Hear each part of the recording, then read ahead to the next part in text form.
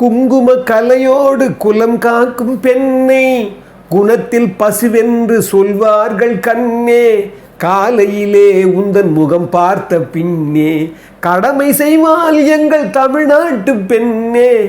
சத்தியம் நீயே தர்மத்தாயே குழந்தை வடிவே தெய்வ மகளே. அற்புதமானவர்களே, இந்த சிந்தனை பாருங்க. இது ஒரு பசு மாட்டுக்காக திரு எம்ஜிஆர் அவர்கள் மாட்டுக்கார வேளன் படத்துக்காக திரு கவிரச கண்ணாசன் பாட்டு.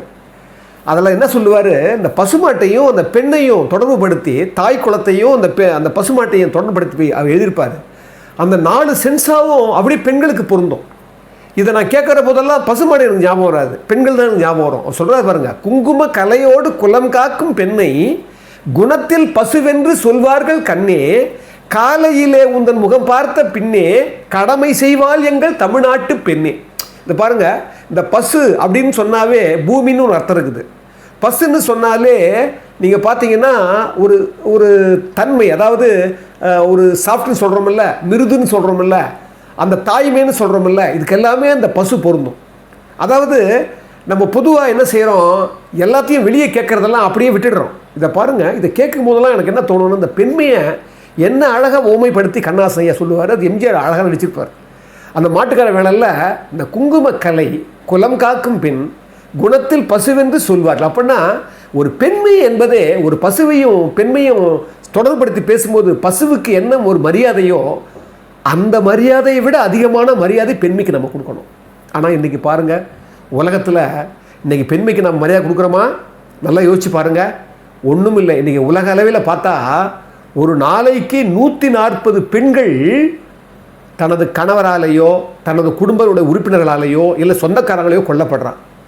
இது இன்னைக்கு ஐநாவிலிருந்து வர்ற ஒரு புள்ளி விவரம். உலக அளவில் ஒரு நாளைக்கு 140 பெண்கள் கொல்லப்படுகிறார்கள். எவ்வளோ பெரிய பரிதாபம்! கிட்டத்தட்ட 2024 மட்டும் 51,000 பெண்கள் கொல்லப்பட்டிருக்கிறாங்க. நல்லா கவனிங்க, 51,000 பெண்கள். நாடு உருப்படுமா? இந்த உலகம் உருப்படுமா? நல்லா கவனிங்க.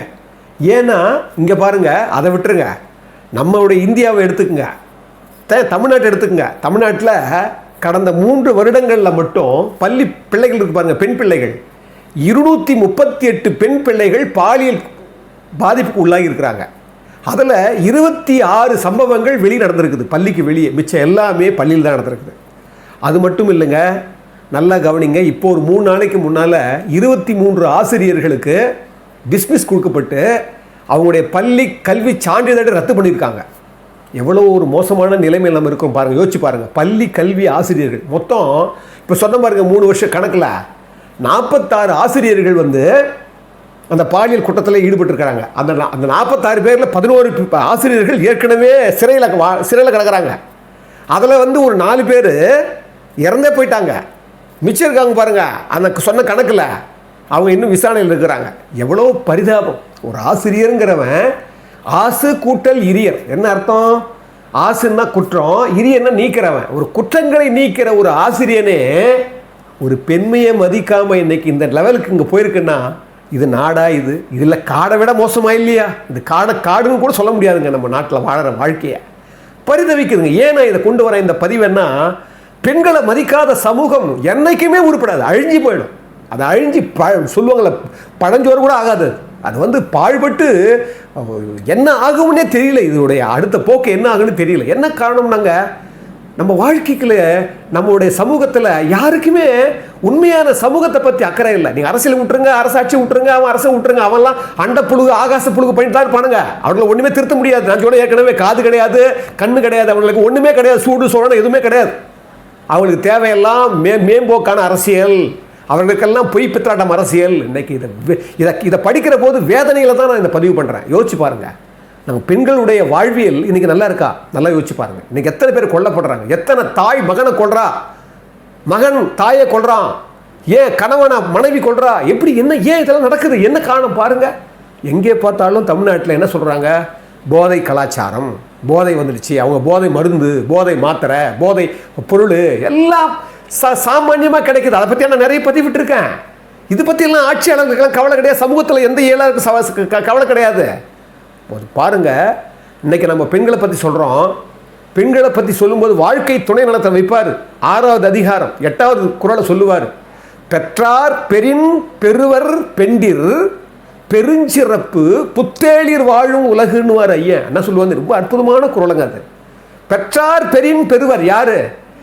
நல்ல ஒரு மனைவி நல்ல கணவனை பெற்றுவிட்டால் பெரின் பெருவர் பெண்டிர் பெரும் சிறப்பு, அது இது சாதாரண சிறப்பு இல்லை, பெரும் சிறப்பு புத்தேளிர் வாழும் உலகுன்றாரு. என்ன அர்த்தம் தெரியுமா? தேவர் உலகத்தில் அவங்களுக்கு கிடைக்காத தேவர் உலகத்தையுமே கிடைக்குமா அந்த மாதிரி சுகம், அந்த மாதிரி ஒரு வாழ்வியல் இங்கே கிடைக்குமா? யாருக்கு? ஒரு நல்ல கணவனை அடைந்த ஒரு மனைவிக்கு, ஒரு பெண்ணுக்கு. நம்ம அப்படி பண்ணுறோமா? நீங்கள் நாட்டில் யோசிக்கிறோமா? ஒரு புள்ளி வர சொல்லுதுங்க, சென்ற வருடத்தில் மட்டும் சொல்கிறாங்க, நவம்பர் டிசம்பரில் மட்டும் கிட்டத்தட்ட 48 லட்சம் கல்யாணம் நடந்திருக்குது. 2024 மட்டும் இந்தியாவில் கிட்டத்தட்ட 6 லட்சம் கோடி வர்த்தகம். இங்கே அந்த அந்த 2 மாதத்தில் மட்டுமே 6 லட்சம் கோடி வர்த்தகம் கல்யாணத்துக்கு. இது பாருங்கள், அது கூட இல்லை. சென்ற வருடத்தில் மட்டும் 2024 7% வழக்கமான ஒரு செலவை விட 7% அதிகரித்து ஈவனாக போடுறாங்க. சின்ன கல்யாணத்துக்கு பெரிய கல்யாணத்து வரைக்கும் ஒரு கல்யாணத்துக்கு கிட்டத்தட்ட 37 லட்சம் ரூபாய் செலவாகுது. நான் சொல்கிறது வந்து ஈவன் சராசரியா.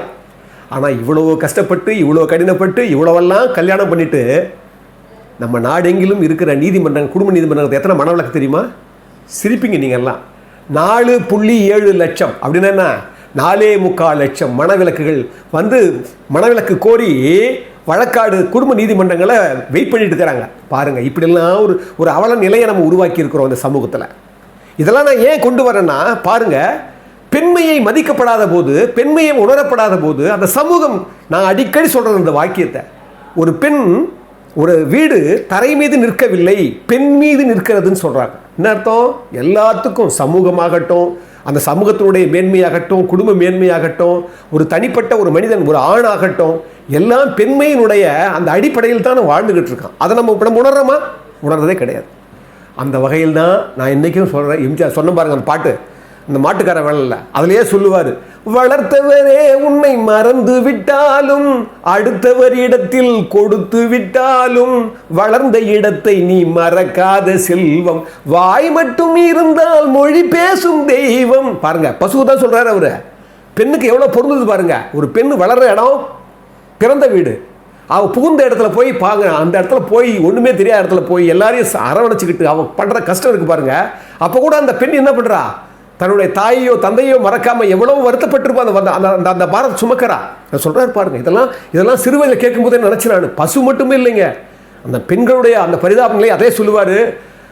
தன்னையே கொடுப்பதில் வாழைக்கு ஈடு, சம்சாரி வாழ்வுக்கு ஒரு பசுமாடு, பொன்னையே தந்தாலும் உனக்கேது ஈடு, பூ போல வைத்துன்னை காப்பதின் பாடு.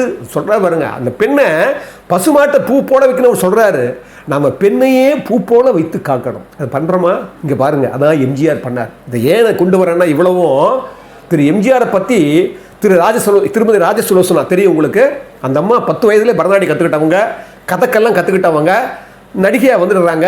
நடிகையாக வந்து எம்ஜிஆர் கூட பார்த்தீங்கன்னா குலே பகாவலி, நல்லவன் வாழ்வான், அரசிலம் குமரி, இதயக்கனி, பறக்கும் பாவை, பரிசு, நிறைய படம் நடித்தாங்க அந்த அம்மா கூட. அந்த காலத்தில் இதயக்கனியில் கூட வெளியே அடிச்சிருப்பாங்க. அந்த அம்மா ஒரு முறை சொல்கிறாங்க, எம்ஜிஆரை பற்றி சொல்கிறாங்க, எம்ஜிஆர் இப்படிப்பட்ட ஒரு பெண்மைக்கு எப்படி மதிப்பு கொடுத்தாருன்னு. அதைத்தான் சொல்ல வந்தேன் நான். அந்த அம்மா பாருங்கள், அவங்க முதல் படம் குலே பகாவலி. அந்த படத்தில் T.R. ராமன் ஐயா, T.R. ராஜகுமாரி அம்மா நடிக்கிறாங்க கூட, G. வரலட்சுமி நடிக்கிறாங்க அந்த அம்மா. அப்போ வந்து அந்த ரொம்ப பயப்படுவாங்களாம். T.R. ராஜகுமாரி அம்மா தான் இவங்களுக்கு நிறைய அந்த தைரியம் எல்லாம் சொல்லி நீ இப்படி நடி அப்படின்னு சொல்லுவாங்களாம். அதில் ஒரு பாடலாம், என் ஆசையும் பாசமும் ரத்த பாசத்தினால் ஏங்குவதை பாராயடான்னு ஒரு பாட்டு இருக்கும். அதில் அந்த பாட்டில் வந்து அப்படியே ஒரு போதையில் வந்து விக்கல் எடுத்துட்டு கத்தி வச்சுக்கிட்டு பாடுற மாதிரி ஒரு பாட்டு பெரிய ஃபேமஸ். அது ஜமுனா ராணி அம்மா பாடினாங்க. அந்த பாட்டு பார்த்துட்டு, அந்த காட்சியை பார்த்துட்டு எம்ஜிஆர் முதல்ல பாராட்டினாராம் அங்கேயே. இதைத்தான் அந்த அம்மா சொல்கிறாங்க. முதல்ல எனக்கு எம்ஜிஆருடைய பரிச்சயம் வந்து எம்ஜிஆர் வந்து பாராட்டினார், மனம் திறந்து பாராட்டினார். அதுதான் எனக்கு முதல்ல அவர் வந்து எனக்கு அவ்வளோ பெரிய உற்சாகமாக இருந்ததுன்னு முதல்ல சொல்கிறாங்க. அதுக்கப்புறம் சொல்கிறாங்க நிகழ்ச்சியை, அரசலங்குமன்னு படம் ஜூபிட்டரில். அந்த படம் இப்போ IIT இருக்குது பாருங்கள், இந்த அடையாறு தாண்டி IIT. அந்த IIT அந்த இடத்துல அப்போல்லாம் காடாக இருக்குமா. அப்போ தான் அந்த அந்த அந்த அரசலங்குமரில் வந்து அந்த சேரட் வண்டி, குதிரைகள் போட்டப்பட்ட சேரட் வண்டியில் எம்ஜிஆர் இந்த அம்மாவுக்கும் டூயட் சாங்கா. அந்த டூயட் சாங் எடுக்கிற போது முதல்ல தோழி தான் அந்த வண்டி ஓட்டுவாங்களாம். அதுக்கப்புறம் எம்ஜிஆர் தோழியை வர சொல்லிட்டு இவரு ஓட்டுவாங்களாம். அந்த பாட்டிலே வருமா அது. அந்த மாதிரி ஒரு சாங் சுச்சுவேஷனில் ஒரு நாள் காலையில் போயிட்டாங்களாம் அந்த அம்மா ஷூட்டிங்கு. போன உடனே டைரக்டர் என்ன பண்ணாராம், இந்த அம்மாவுடைய க்ளோசஸ்ஸு மிட் ஷாட்ஸ் எல்லாம் எடுக்கிறாங்களாம் முதல்ல. அதுக்கப்புறம் எம்ஜிஆர் கூட இருக்கிற சேர்ந்துருக்கிற அந்த க்ளோஸ்அப் ஷாட்ஸு, அது மிட் ஷாட்ஸு, அதுக்கப்புறம் லாங் ஷாட்ஸ் எல்லாம் எடுத்துடுறாங்களாம். எடுத்துட்டு அதுக்கப்புறம் தோழி கூட இருக்கிற இந்த அம்மா கூட இருக்கிற ஷாட்ஸ்லாம் எடுத்துகிட்டு தேவையான ஷாட்லாம் முதல்ல எடுத்துகிட்டு என்ன பண்ணாங்களா, 2 மணி நேரம் தானா, காலையில் போன உடனே 2 மணி நேரம் ஷூட்டிங்கில் கடற்கடன்னு எடுத்துடுறாங்களாம். இந்த அம்மாவையே மெயின் பண்ணுறாங்களாம்.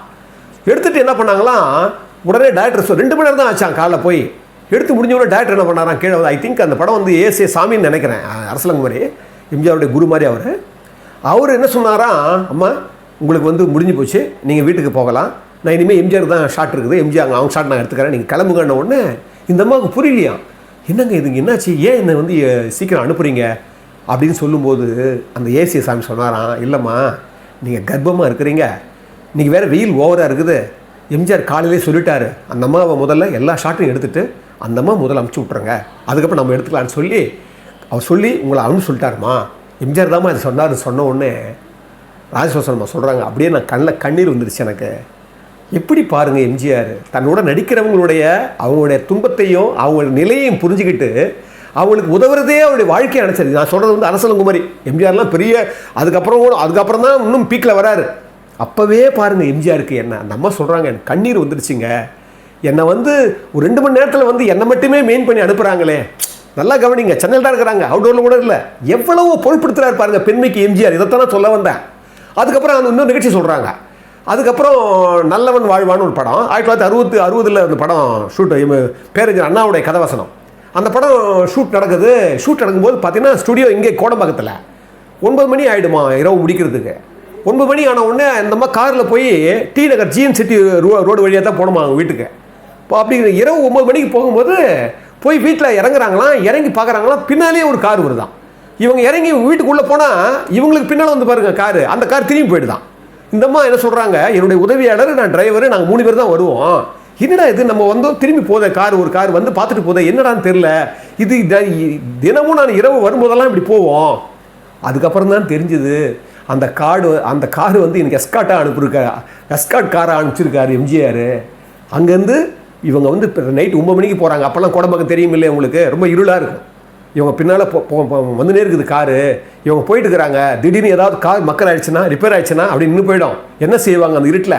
அதனால் இந்த கார் வந்து அவங்களுக்கு கொஞ்சம் ஏதாவது உதவி செய்யும், இல்லைன்னா அவங்க நல்லபடியாக போய் சேர்ந்துட்டாங்களான்னு சொல்லி ரொம்ப ஜாக்கிரதையாக எம்ஜிஆர் அனுப்பி வைக்கிறாராம். நல்லா கவனிங்க, நம்ம சொல்கிறாங்க, மற்றவங்களுடைய வாழ்க்கையை விட்டுருங்க, மற்றவங்களுடைய நலனை விட்டுருங்க, ஒரு பெண்மையை எவ்வளோ மதிச்சார் எம்ஜிஆர், இதைத்தான் நான் சொல்ல வரேன். அதனால தான் நான் ஏற்கனவே கூட நிறைய பதிவு சொல்லியிருக்கிறேன். மஞ்சுளம்மா அழுதுருக்கிறாங்க, மனோரமா அழுதுருக்கிறாங்க, பத்தினி அம்மா அவங்கள பற்றிலாம் நிறைய சொல்லியிருக்கிறேன், சௌகர் ஜானகி அம்மா, எல்லார் வாழ்க்கையிலையும் அதுவும் பர்டிகுலராக பெண்மை.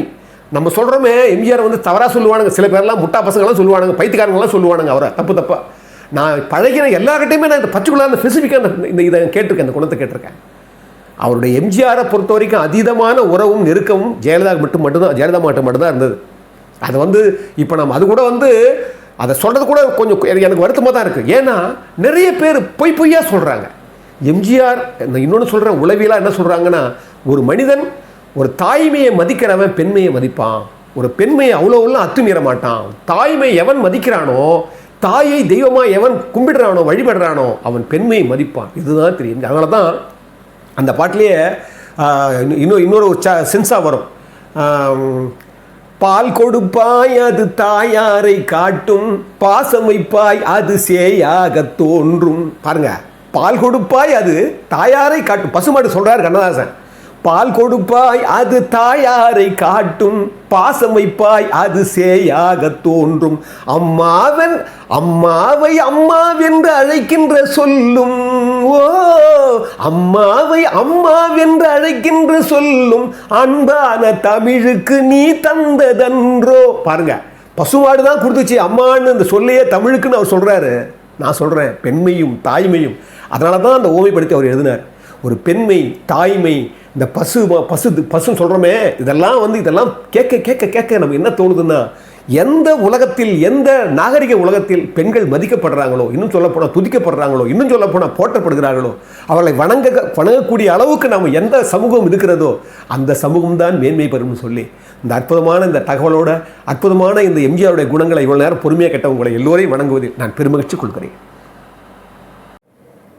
அன்புள்ள மிக்கவர்களே, அற்புதமானவர்களே, புரட்சித் தலைவர் மறைந்தும் மறையாமல் இருக்கிற, இன்னும் வாழ்ந்துக்கிட்டு இருக்கிற, இன்னும் வாழப்போகிற திரு எம்ஜிஆருடைய பக்தர்களே, இந்த தமிழ் தீயினுடைய பதிவுகளை கேட்டு நிறைய பேர் எங்களுக்கு வந்து வாழ்த்து தெரிவிக்கிறாங்க, பிளஸ்ஸிங் கொடுக்குறாங்க. சில பேர் அவங்களால முடிந்ததை ஒரு பொருளுதவி தராங்க. எங்களால் மேலும் மேலும் எங்களுக்கு இந்த பொருளுதவி தான் ரொம்ப கடினமாக இருக்குது. ஏன்னா நானும் வந்து நான் ஏற்கனவே கூட என்னுடைய பதிவுகளை சொல்லியிருப்பேன். நானும் வந்து அந்த நிலையில் இப்போ நான் பொருளாதாரத்தில் இல்லை, இழந்திருக்கிறேன். அதனால் இந்த மேலும் மேலும் நற்பண்புகளையும் இந்த நற்சிந்தனைகளையும் நாம் ஒரு இறைலயமான ஒரு திரு எம்ஜிஆருடைய அந்த வாழ்வியலையும் நம்ம மேலும் மேலும் சொன்னால் தான் அடுத்த தலைமுறைக்கு சரியாக இருக்குன்னு சொல்லி, அதனால் எங்களுக்கு பொருளுதவி தேவைப்படுறதால உங்களுக்கு நிலை உடையவர்கள் கொடுக்கின்ற எண்ணம் உடையவர்கள் இருந்தீங்கன்னா நிச்சயமாக இதை உதவுங்க. அதை நாங்கள் மேலோங்கி வாங்கிக்கி உங்களுக்கு எல்லாருக்காகவும் இந்த உலகத்திற்காகவும் மறுபடியும் இங்கே இருக்கிற எல்லா உயிர்களுக்காகவுமே பிரார்த்தனை பண்ணி இந்த தமிழ்த்தி உங்களை வணங்குகிறது.